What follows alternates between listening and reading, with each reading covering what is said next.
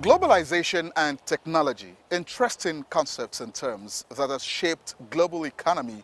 No nation is isolated. In the words of Professor Klaus Schwab, the Chief Executive Officer of the World Economic Forum, ready or not, a new world is upon us. Now this is a call to action, a pragmatic approach to close gaps, especially skills gaps that could see individuals and by extension countries shut out in the looming winter as predicted by the IMF. That is our focus on the program this week. Bridging the skills gap in a globalized world. How prepared is Nigeria? The program is Business24, reaching you from the stables of NTA News 24 in the federal capital city of Abuja. I'm Chimobi Walter Nnaji, and I am delighted to have you on the show. And I'm Comfort Amadu. This week promises to be profitable and engaging as we take a break from our Young Entrepreneur segment to bring you the CEO of the week, plus our other regulars, export tips, and capital market review. All this will be served shortly.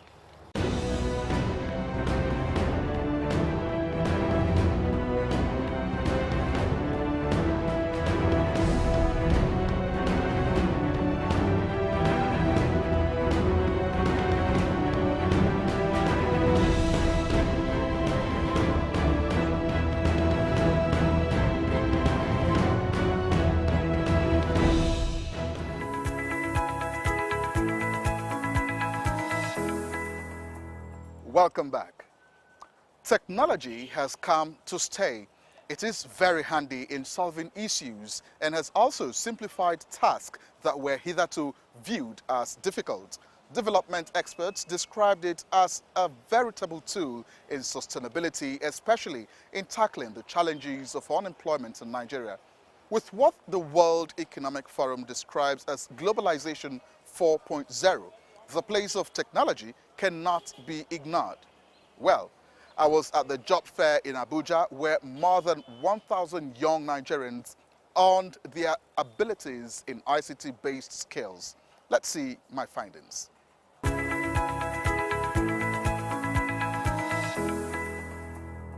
According to data released by the National Bureau of Statistics, about 3 million students graduate from Nigeria tertiary institutions annually, thereby putting pressure on the already slim employment opportunities in the country. One of the sectors that stands out as a quick alternative to this lingering crisis of unemployment is the creative industry. What are the potentials embedded in this sector and how can it translate to job creation for the teeming population of unemployed graduates? Because you could have talent, if you add skills to it, it will really bring it out and it will make it lucrative, make it commercial and also make it innovative. So you can see the difference. All of us take pictures with our phones, but you can see now the difference of where people have been given some skills. And I've not asked any of these presenters, I've not asked any of them what they read, whether they read Yoruba or English or whatever. I'm not looking at their skills, what they're able to do.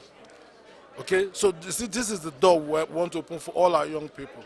The creative industry in Nigeria over the years suffered neglect from successive governments, resulting to abandonment and low funding of the sector. But that is no longer the case with the huge investments made in the sector by the Buhari administration through various interventions. The creative industry is a mega industry, from the visuals, the creative area of television, film, packaging, all the networking, interfacing through interactive processes on the ICT plane, Facebook, Twitter, Instagram, and emails. You can do a lot. YouTube.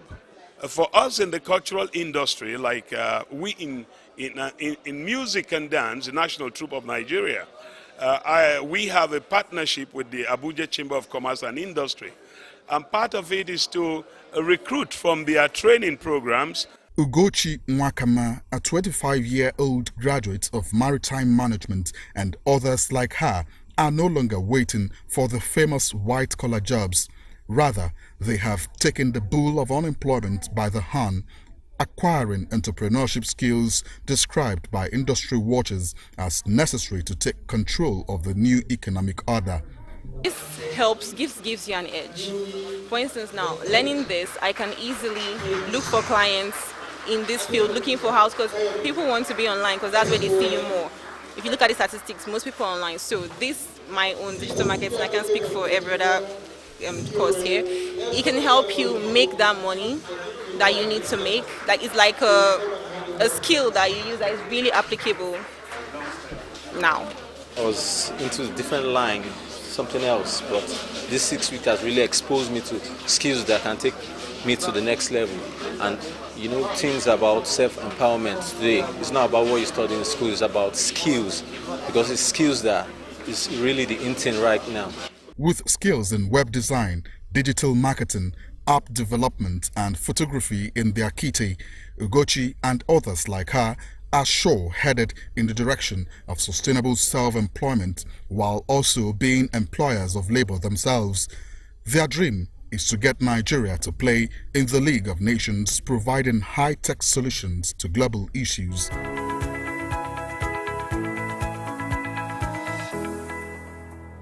Now, available records show that global youth unemployment stood at 13% in 2018. And that tells the magnitude of the deficiency the world population is grappling with. But the Nigerian youth are not looking for alternatives, especially information communication technology, ICT, which has become a major factor in productivity. Can it actually serve as great remedy? Kunle Adeyeye engaged some youth who are taking on this new economic order, courtesy of ICT. Kunle, tell us how they did it.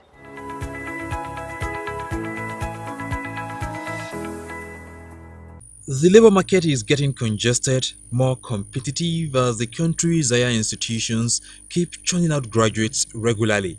The effect this is having on the economy is not pleasant, as youths, who constitute the larger percentage of the population and who should be active in driving the economy, are still walking around the streets in search of livelihood.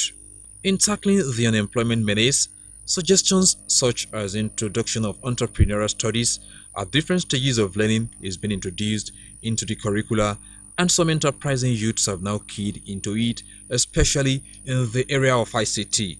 After a 6-week training, Uchechi Wogu, who is an economics graduate, now has a deeper knowledge of photography courtesy ICT. My passion is what I use to illustrate this photograph you're seeing over here. When I take a photograph, I sell my photos and I make good money from it. One.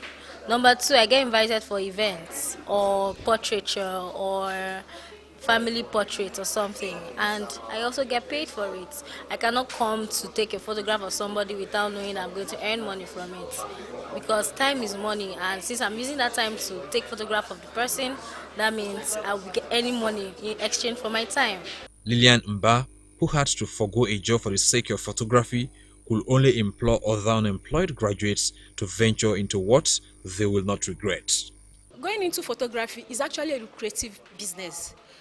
Sometimes there are some pictures you take, it will look as if it was an artist's job, not knowing it was actually a photography work. So many people, just like when I was in the dark, when I don't even know much about photography. So sometimes when I see some pictures, I will say, this must be an art job, not knowing that it was actually taken with a camera, without going into a Photoshop or whatsoever. It's as raw as it is. So photography work is being lucrative right now. Photography is not the only skill ICT sharpens. Jimmy Balogun, whose profession is business administration, said application of ICT into this aspect of business makes his expertise unique. First thing first, it's not about the money I'm going to make. It's about putting good thing on ground for whoever calls me for the job. What I'm going to deploy is very important. How I'm going to go about it is very important. The tools I'm going to use are very important. So the monetary aspect of it comes at the last stage. Because if you are not delivering very well, how do you want to talk about the money you're going to make? But for the first thing first, the infrastructure that need to be deployed are on ground, which gives me an edge. Okay, I have my tools, now let's get to work. Solomon Shaibu, a graduate of international relations whose ambition is to be a career diplomat, is already thinking otherwise. I can boldly say that ICT has come to the rescue because the world itself is a global village. The world has improved from, has so many technologies has evolved. Now young people are the facilitators of this improvement in the world. So ICT itself has given young people opportunity to get themselves established out there. There are so many young people who are out there doing greatly in ICT. From Uchechi to Lillian, Jimmy and others, it's been a risk worth taking.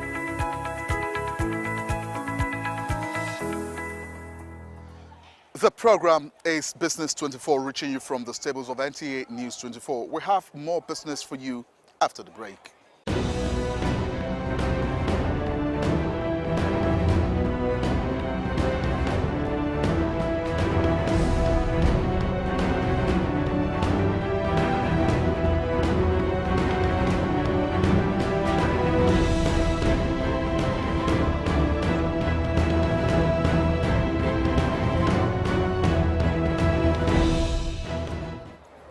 Welcome back. Now, if you're just joining us, you're right on time as we move on to other businesses on the program.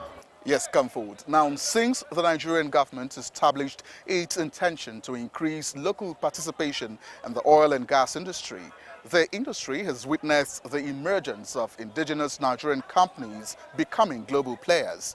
In this next report, Lydia Sampson tells us of the young Nigerian storming the world of oil and gas and many others.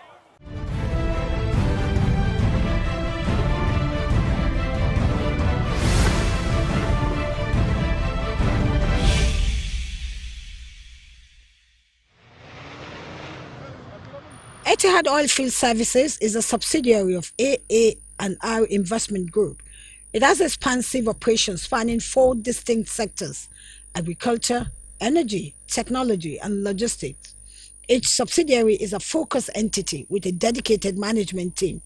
The individual team, however, adheres to industry-specific skill set and growth plans that induce value creation within their respective sectors. Abdullahi Bashir is the Chief Executive Officer, Etihad Oilfield Services, and is leading a team of Nigerian experts at the ongoing drilling activities at Kulmani River Well 2, a site near Barambu, a village in Al-Kaliri local government area of Bauchi State. The field was recently flagged off by President Muhammadu Buhari, and for the young CEO, the fact that an indigenous service company was handling the project is a testimony that local content is really an economic booster. The drilling operation before it's mostly done by the expatriates, but now with the local content enforcement in Nigeria, we have for example, in our drilling operations here, we have over 200 or 300 people on the rig, in between the rig and everywhere. So we have not less than 3 expatriates here for some of the sensitive equipments that was being brought in from them, so they have to be there for that. Apart from that, all other things are being managed by Nigerians 100%. Abdullahi Bashir is not just a young oil magnate who controls vast resources, but says he's committed to supporting government efforts through social corporate responsibility that will impact communities where they operate. We have been opportuned to have the opportunity to be here, so we have to be able to add more values on their lives, impact their lives, make sure they go to school, make sure they have good education. We've been interacting with them. We have employed some of them that are working with us presently in the fields that they can do. So I think we will do something about that, and we are working already. We have a program that we're working on. At the moment, Etihad Oilfield Services is looking deep down at the kilometers below the ground. Nobody has gone there.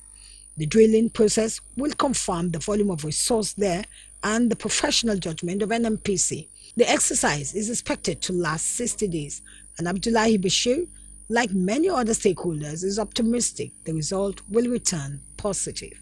Findings have been going on. Seismic accusations have been on by IDSL. So I'm hopeful that something good will come out of here.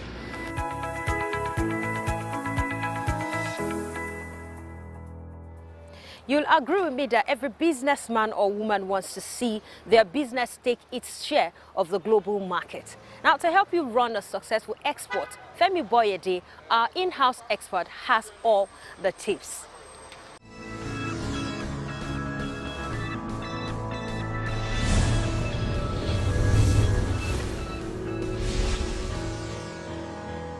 And exporting is a process and not a transaction. So we talked about the different things that you need to do at the different stages of exporting. But at no point have I talked about getting paid. And I guess that is one of the most important what do you call it, segments of that value chain. What's the essence of shipping your things abroad if they are going to get rejected anyway, or the man is going to penalize you? That's another word that you come across in the export market, penalty. It's either premium or penalty. You could earn premium for exporting the highest quality or for being very versatile and complete in your documentation, or you could earn penalty for not doing any of this right. How do you get paid once the orders start to come in? Do you just jump on board and start to ship without having, how do I put it, cushioned yourself, ensured that you are going to get paid for that order? This is the area where you actually need to refer to the export offer that we talked about in one of the earlier episodes. Are you selling free on board, or are you selling cost and freight, or are you selling cost, insurance, and freight? All these determine the payment option. If you are selling free on board, it means that you can only charge for the unit price of your product. You have added the cost of taking it, maybe it's from farm gate all the way. If you warehoused it somewhere in Isolo before it got to the port in Apapa, the cost of handling and all of this, everything that goes into the costing of that product until it lands on board, that is the OB, free on board or freight on board, until it gets to the board of the ship. And then, of course, your profit margin, that's your FOB price. The buyer might say he wants you to arrange insurance, or he will arrange insurance, he wants you to arrange freight, or he can do any combination he wants. He might decide it is cost and insurance. These are payment terms. Payment options could be by letter of credit. And if it is letter of credit, believe me, you need to be absolutely correct, even to the commas and full stops in the letter of credit. It must not be at variance with the quotation, the export offer that you made and that was agreed. It will tally with the terms of your letter of credit. You could have a bill for exchange or bill for collection. You could have cash against delivery and all those other terms. But these days, if you are one of the shoppers, the online shoppers locally, you are actually building your capacity for international shopping, whether you are the one selling or you are the one buying. Now you have PayPal, just like you have Quick Teller addressing the payment gap in Nigeria.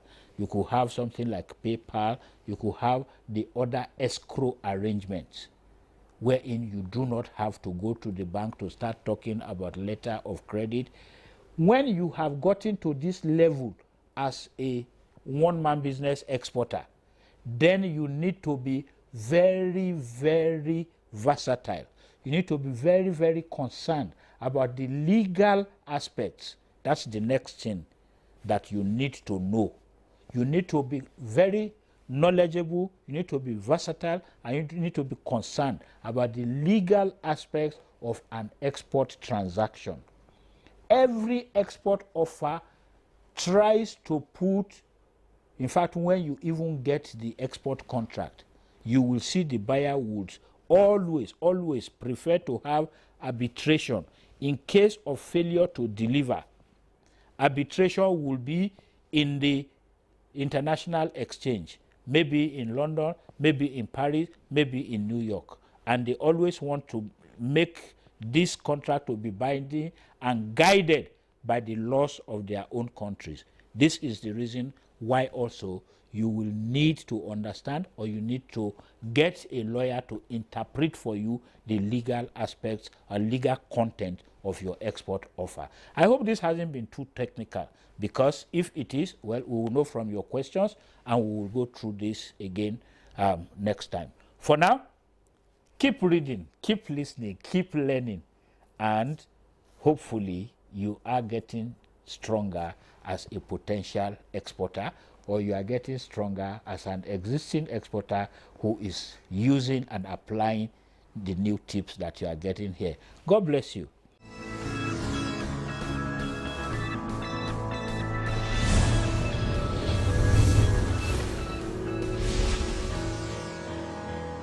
Honestly, this was fantastic that we witnessed over 81% increase in both volume and value of transactions within the week. The volume of transactions for the week increased by 31.23% from 1.4 trillion to 1.9 trillion shares traded within the week.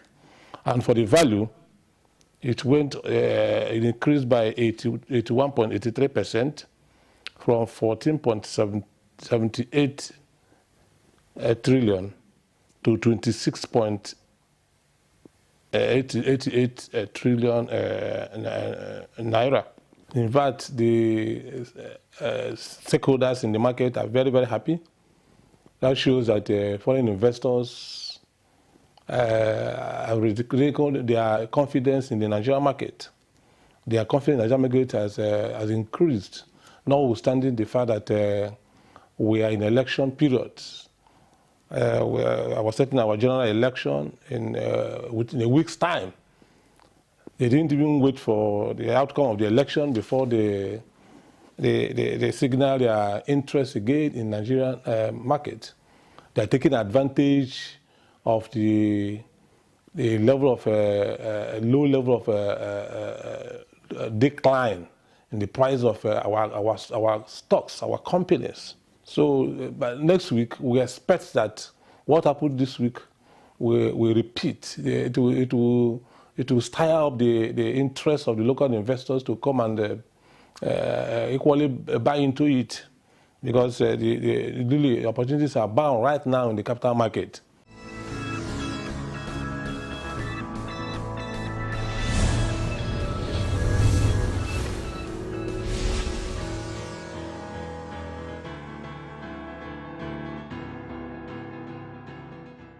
Now that's our show for the week. We do hope you had a profitable time. Do reach us on any of the platforms on your screen. Till next week, I'm Chumobi Walter Naji. And I'm Comfort Amodu. See you next time. Bye.